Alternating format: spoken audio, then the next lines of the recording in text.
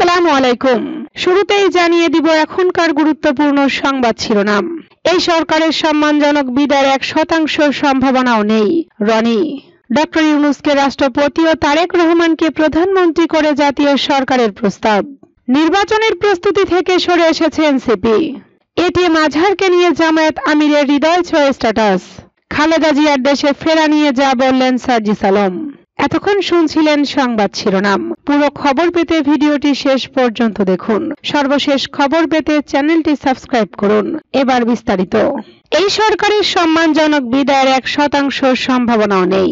রনি। এই সরকারের সম্মানজনক বিদায়ের 1% সম্ভাবনা নেই বলে মন্তব্য করেছেন সাবেক সংসদ সদস্য গোলাম মাওলা রনি। তিনি বলেন, বিএনপির আসলে এই সরকারের বিরুদ্ধে আন্দোলন করা ছাড়া আর কোনো অপশন নেই। এই সরকারেরও কিংস পার্টি করা ছাড়া কোনো অপশন নেই।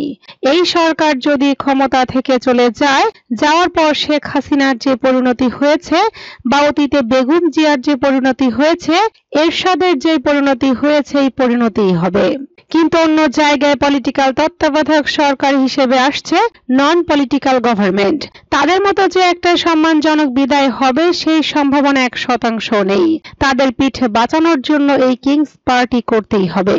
তিনি আরো বলেন, এই সরকার এখন নিরপেক্ষ নেই। সরকার যদি প্রথমে এসে বলতো আমরা আসছি একটা বিপ্লবের সরকার, আমরা একটি বিপ্লবী সরকার গঠন করব, আমরা আমাদের রাজনৈতিক দল গঠন করব, এই ক্লাস করার জন্য আমাদের 2 বছর 3 বছর 5 বছর সময় লাগবে, তোমরা পারলে আমাদেরকে কিছু একটা করো, পারলে আমাদের ঠেকাও, তখন এক ধরনের পরিবেশ সৃষ্টি হতো।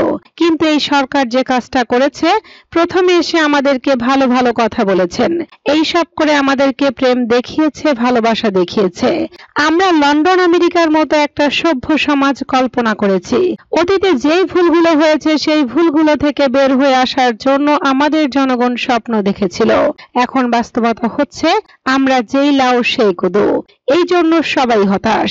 একবার বুকে টেনে নিলেন, এখন আবার দূরে সরিয়ে দিলেন। ডক্টর ইউনূস আমাদের সবার নেতা, কিন্তু সবকিছু বাদ দিয়ে তিনি এখন শুধু ছাত্রদের নেতা। এই জিনিসগুলো কেউ মানতে পারছে না। ডক্টর ইউনূসকে রাষ্ট্রপতি ও তারেক রহমানকে প্রধানমন্ত্রী করে জাতীয় সরকারের প্রস্তাব। অন্তর্বর্তী সরকারের প্রধান উপদেষ্টা ডক্টর ইউনূসকে রাষ্ট্রপতি ও বিএনপির ভারপ্রাপ্ত চেয়ারম্যান তারেক রহমানকে প্রধানমন্ত্রী করে জাতীয় সরকার গঠনের প্রস্তাব দিয়েছে নতুন দল জাতীয় ঐক্য সংহতি পরিষদ। সোমবার জাতীয় প্রেস ক্লাবে আত্মপ্রকাশ করে নতুন রাজনৈতিক দলটি। মোহাম্মদ নাজমুল হককে আহ্বায়ক করে 20 সদস্য বিশিষ্ট কমিটির এই নতুন দল জাতীয় সরকারের রূপরেখা ও নতুন মন্ত্রিসভার আনুপাতিক হারের একটি প্রস্তাবও তুলে ধরে। ডক্টর ইউনূসকে রাষ্ট্রপতি, বদিউল আলম মজুমদারকে উপরাষ্ট্রপতি, তারেক রহমানকে প্রধানমন্ত্রী ও ডক্টর শফিকুর রহমানকে উপপ্রধানমন্ত্রী করে জাতীয় সরকারের রূপরেখা প্রস্তাব করেন সভায় উপস্থিত ঐক্য সংহতি পরিষদের নেতারা। এছাড়া নতুন মন্ত্রিসভার আনুপাতিক হারও প্রকাশ করেন তারা। তাদের প্রস্তাব অনুসারে বিএনপি 25%, জামায়াত 20%, এনসিপি 15%, ইসলামী আন্দোলন 5%, বিশেষ গুরুত্বপূর্ণ ব্যক্তি 10% এবং অন্যান্য রাজনৈতিক দল থেকে 25% সদস্য নিয়ে নতুন মন্ত্রিসভা গঠনের প্রস্তাব পেশ করেন নতুন এ দলটি। সভায় ঢাকা বিশ্ববিদ্যালয়ের শান্তি ও সংঘর্ষ বিভাগের চেয়ারম্যান ডক্টর সাবের আহমেদ চৌধুরী, জাতীয় শিক্ষা সেবা পরিষদের chairman doctor Hasnan Ahmed, supreme কোর্টের অ্যাডভোকেট এস.এম. ফরমানুল ইসলাম উপস্থিত ছিলেন। নির্বাচনের প্রস্তুতি থেকে সরে এসেছে এনসিপি। অন্তর্বর্তী সরকার জাতীয় নির্বাচনের সম্ভাব্য দিনক্ষণ জানালেও আপাতত নির্বাচনী প্রস্তুতি থেকে সরে এসেছে জাতীয় নাগরিক পার্টি। দলীয় কার্যক্রমের নির্বাচনের প্রতি কিংবা আসন ভিত্তিক দলীয় প্রার্থী নির্ধারণের যে প্রক্রিয়া চলমান ছিল, সেখান থেকে দলটি সরে এসেছে। জানা গেছে, রাজনৈতিক মাঠে নিজেদের অবস্থান ধরে রাখতে শেখ হাসিনার বিচার ও আওয়ামী লীগকে দলীয়ভাবে নিষিদ্ধ করার দাবিতে আন্দোলন চালিয়ে যাবে দলটি। পাশাপাশি নির্বাচন কমিশনের নিবন্ধন নিশ্চিত করা এবং জেলা বিভাগীয় শহরগুলোতে দলীয় কাঠামো শক্তিশালী করার দিকে জোর দিচ্ছে তারা। এনসিপির নীতি নির্ধারণী নেতাদের সঙ্গে আলাপ করে এমন আভাস পাওয়া গেছে। এনসিপির মুখ্য সমন্বয়ক নাসরুদ্দিন পাটোয়ারি বলেন, জুলাই অভ্যুত্থান পরবর্তী দীর্ঘ সময় পার হলেও সরকার এখনো গণহত্যার বিচার এবং আওয়ামী লীগকে নিষিদ্ধের কোনো দৃশ্যমান উদ্যোগ নিতে পারেনি। এটা আমাদের জন্য হতাশার। দলীয়ভাবে এনসিপির এই মুহূর্তে সর্বোচ্চ অগ্রাধিকার হবে শেখ হাসিনার বিচার এবং আওয়ামী লীগকে নিষিদ্ধ করার দাবিতে আন্দোলন। দলটির নির্বাচনের প্রস্তুতি সম্পর্কে এই শীর্ষ নেতা জানান, যেহেতু সরকার এখনো জাতীয় নির্বাচনের সুনির্দিষ্ট দিনক্ষণ জানায়নি, আমরা এখন জেলা, উপজেলা ও বিভাগীয় পর্যায়ে সাংগঠনিক বিস্তৃতি নিশ্চিত করার কাজে মনোযোগ দিচ্ছি। দলীয় সূত্রে জানা গেছে, গত ঈদে এনসিপির কেন্দ্রীয় কমিটির অর্ধশতাধিক নেতা নিজ নিজ নির্বাচনী এলাকায় গণসংযোগ করলেও ঈদ পার হওয়ার পরে এদের অধিকাংশই এলাকা থেকে বিচ্ছিন্ন হয়ে পড়েছেন। অনেক নেতা জনসংযোগে এলাকার মানুষের আশানুরূপ সাড়া না পেয়ে স্থানীয় কার্যক্রম সীমিত করে দিয়েছেন। সম্প্রতি দলীয় পরিসরে বিষয়টি গুরুত্ব সহকারে আলোচনা এসেছে। এ পরিপ্রেক্ষিতে কেন্দ্রীয় নেতাদেরকে স্থানীয় পর্যায়ে সাংগঠনিক কাঠামো শক্তিশালী না হওয়া পর্যন্ত নির্বাচনী প্রচারণা কিংবা জনসংযোগ বাদ দিয়ে সাংগঠনিক কাঠামো শক্তিশালী করতে বলা হয়েছে। অভ্যুত্থানের পর অন্তর্বর্তী সরকার রাষ্ট্র সংস্কারের অংশ হিসেবে বিভিন্ন সংস্কার কমিশন গঠন করলেও এনসিপি মনে করছে, নির্বাচন ব্যবস্থা সংস্কারে গঠিত কমিশনের কোনো সুপারিশ এখন পর্যন্ত বাস্তবায়ন করেনি।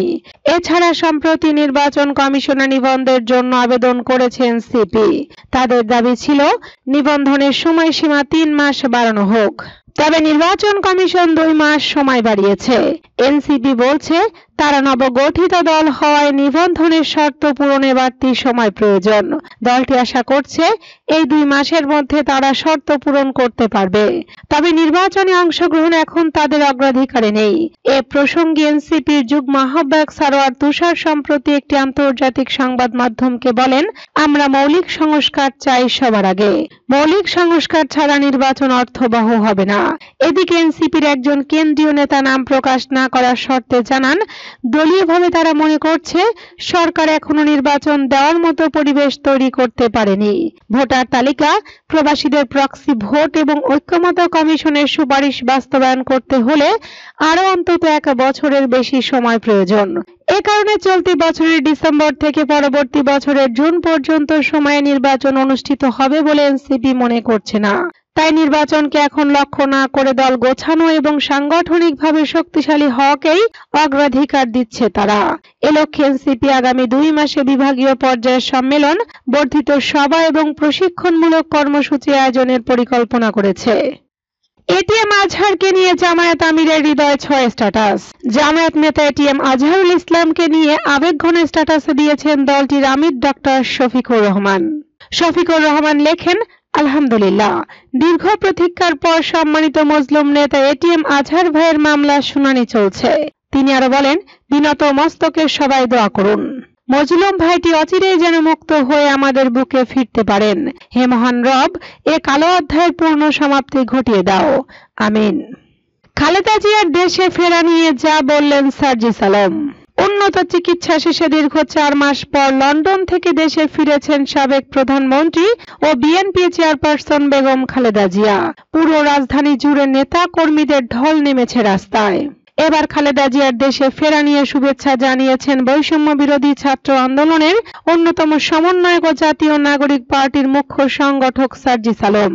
নিজের ভেরিফাইড ফেসবুক পেজে সার্জিস লিখেছেন, বিএনপির চেয়ারপারসন বেগম খালেদা জিয়াকে বাংলাদেশে স্বাগতম। তিনি আরো লিখেছেন, আমরা বিশ্বাস করতে চাই, জুলাই অভ্যুত্থানে বাংলাদেশের আপামর ছাত্র জনতা যে আকাঙ্ক্ষাগুলোকে বুকে ধারণ করে অকাতরে রক্ত দিয়েছে, জীবন দিয়েছে, সেই আকাঙ্ক্ষাগুলোকে সামনে রেখে তিনি এবং তার দল বিএনপি আপোষহীনভাবে বাংলাদেশের গণতন্ত্র রক্ষায় দেশের স্বার্থকে সর্বাগ্রে প্রাধান্য দিয়ে কাজ করে যাবেন। এরপর বেগম খালেদা জিয়ার সুস্থতা দীর্ঘায়ু কামনা করেন এই ছাত্রনেতা।